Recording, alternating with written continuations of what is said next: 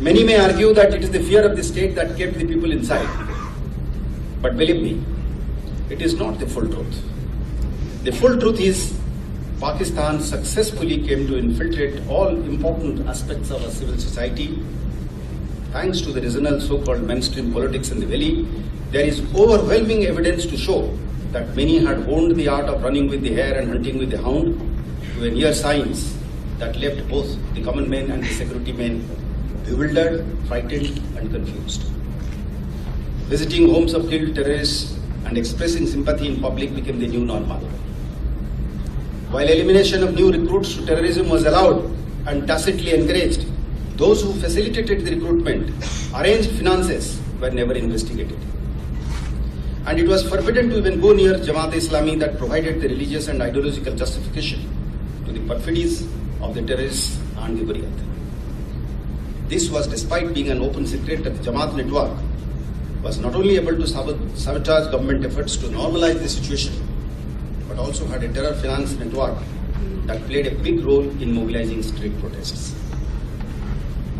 It was class members to even think of countering these, who vilified everything about the Indian state and its armed forces as part of a deliberate and systematic creation and propagation of false narratives based on half-truths, out of context presentation of facts, malicious and selective muting, and amplification and outright falsehoods. SP ranking officers were thrown behind bars and put alongside terrorists in jails for crimes they never committed.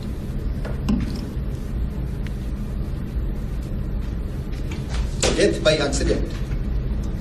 By accidental drowning of Nilofer and Asya in Shopian in 2014 was allowed to be hijacked by the narrative terrorism who held the valley to ransom with several weeks long hartal, arson and rioting.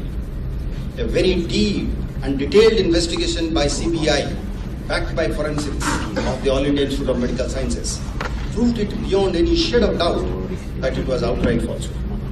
The things had come to such a pass that the so-called mainstream party had started cultivating leaders of terrorist networks through intermediaries and sometimes directly to further their electoral prospects.